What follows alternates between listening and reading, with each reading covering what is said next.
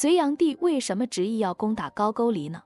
高句丽是存在于公元前1世纪至7世纪的中国古代边疆政权，它的跨线在中国东北地区和朝鲜半岛北部。隋炀帝杨广当皇帝的时候，为什么一定要多次征伐高句丽呢？这是杨广雄心壮志的体现。隋朝统一中国之后，经过隋文帝的精心治理，到杨广即位之时，国富民强，杨广有了实现宏图伟业的本钱。而相比较隋朝四周的各个征伐目标，东西突厥上与隋朝和亲通婚，而且过于强大。杜预浑依附突厥人，而且占据的是苦寒之地，西南的是燕瘴之地，唯有辽东自古就是中原王朝版图，但是却在高句丽的控制之下200多年，所以高句丽是杨广的首选目标。第二，高句丽有自己的军事体制和政治体制，相当强悍的组织能力，如果放任它做大，中华文明可能要受到重大威胁。隋炀帝之所以要打高句丽，是因为高句丽这个小国目无尊长，犯上作乱，不得不好好收拾一下了。好大喜功的隋炀帝杨广，不干死高句丽誓不罢休，要将革命进行到底。这个时候，隋文帝杨坚早就荣登极乐，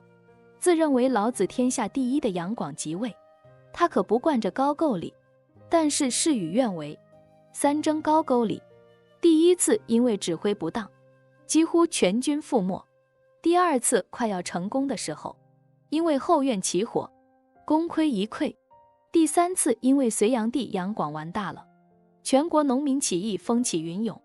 直接夭折。高句丽是趁着魏晋南北朝中原大乱无暇东顾的时候，趁势做那的，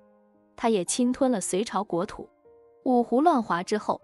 原来作为中原王朝的朝鲜半岛的高句丽脱离了中原王朝统治，趁势做大，而且还胆大包天地侵占了辽东地区的一部分土地。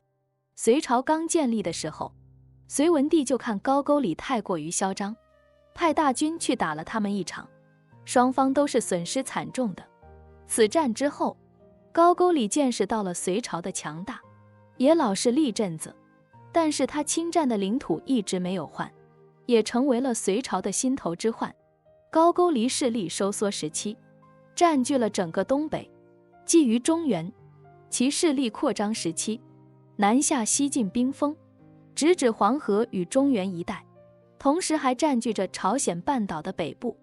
所以高句丽可以说是当年隋朝边境上一个最大最危险的不确定因素。杨广要打他，那是最正常不过的思维逻辑了，只是他任命的前线总指挥缺乏军事家的眼光和气魄，